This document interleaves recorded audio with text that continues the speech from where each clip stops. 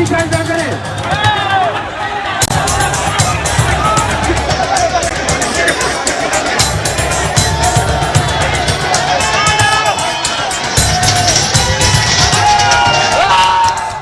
হয়ে উঠেছে ভারতের রাজধানী দিল্লি।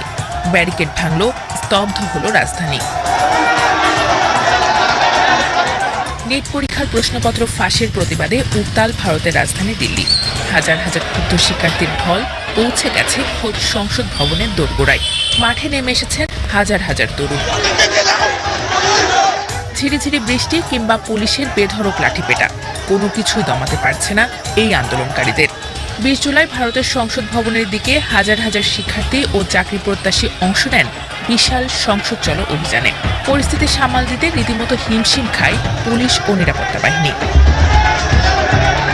কয়েক স্তরের ব্যারিকেড, 3000-এর মতো নিরাপত্তা কর্মী মোতায়েন ও ইন্টারনেট সেবা বন্ধের পরও নজিরবিহীন এ ছাত্র বিক্ষোভের ঘটনা ঘটে। শিক্ষার্থী ও তরুণদের বিশাল জনস্রোত পৌঁছে যায় সংসদ ভবনের দোরগোড়াতেও। পরে পুলিশ তাদের ওপর কাঁদানে গ্যাসের শেল ছোড়ে ও লাঠিপেটা করে। 20 জুলাই সংসদের বর্ষাকালীন অধিবেশনের প্রথম দিনেই ঘটে এই নজিরবিহীন ঘটনা। সাম্প্রতিক নিট পরীক্ষার প্রশ্নপত্র ফাঁসের প্রতিবাদে এই বিক্ষোভ শুরু হয়। এর জেরে কেন্দ্রীয় শিক্ষামন্ত্রী ধর্মেন্দ্র প্রধানের পদত্যাগের দাবিতে সংসদ ভবন ঘেরাওয়ের ডাক দেয় অনলাইন ভিত্তিক যুব সংগঠন ককরোচ জনতা পার্টি বা সিজেপি। তাদের ডাকে সাড়া দিয়েই এই বিশাল জনতা জড়ো হয়েছিল। এর আগে বিক্ষোভের সঙ্গে সংহতি জানিয়ে যন্তর মন্তরে অনশন শুরু করেন অধিকার কর্মী সোনম ওয়াংচুক। 18 জুলাই ভোরে সেখান থেকে পুলিশ তাকে জোর করে তুলে নেয়। 20 দিন ধরে অনশন করছিলেন তিনি। এই ঘটনা সম্ভবত বিক্ষোভের নতুন মাত্রা যোগ করে। তার প্রতি সংহতি জানিয়ে শত শত মানুষ এ আন্দোলনে যোগ দিতে শুরু করেন।